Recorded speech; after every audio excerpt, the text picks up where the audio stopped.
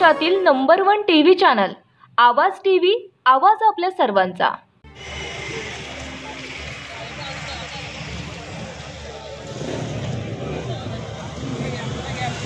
हो guidance channel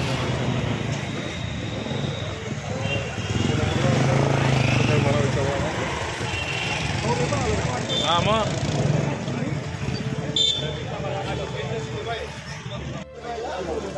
येतील ना इथं बाहेर घेऊन घ्या बाहेर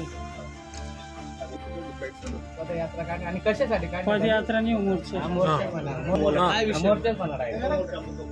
आपल्याला कल्पना असेल की लोकसभा निवडणूक विधानसभा निवडणुकीपूर्वी शासनाने बरेच कामं PWD अंतर्गत काढले होते।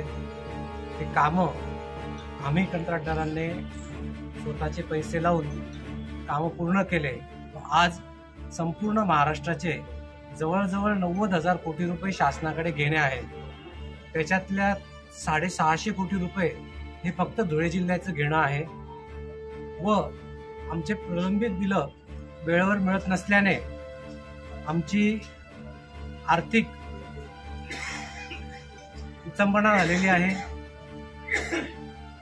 आम्ही बँकेचे कर्ज असेल, खाजगी कर्ज असतील काढून हे कामं पूर्ण केलेली आहे।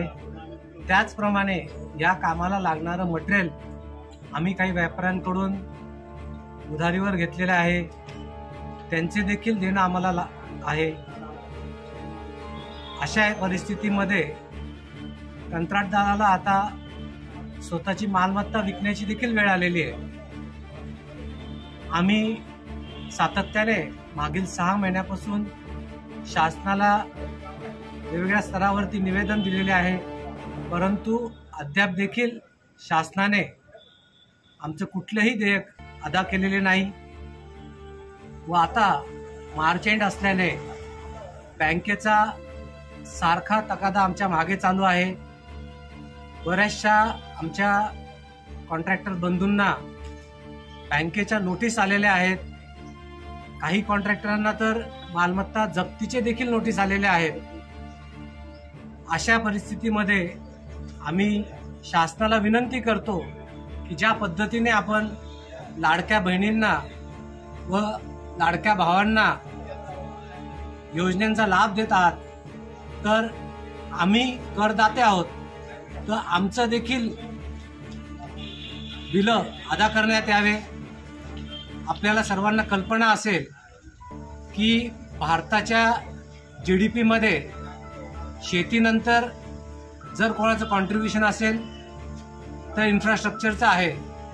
तर एक सक्षम असं व्यवसाय जो शासनाला खूप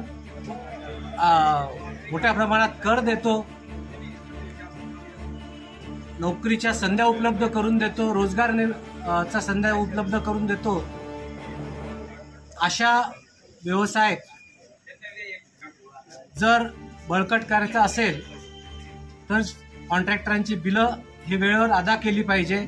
अन्यथा कॉन्ट्रॅक्टर बंधू भविष्यात कदाचित अशी वेळ येईल की ज्याप्रमाणे शेतकऱ्याने आत्महत्या केल्या, तर कर्जाला कंटाळून काही कॉन्ट्रॅक्टर ते पाऊल देखील उचलू शकतात। आजच्या या निवेदन देण्यासाठी आम्ही कलेक्टर साहेबांकडे आलो आहोत व आजपासून संपूर्ण महाराष्ट्रभर काम बंद आंदोलन करणार आहोत। रोजच्या ताज्या घडामोडींसाठी आवाज टीव्हीला सबस्क्राईब करा आणि बेल आयकॉन प्रेस करा।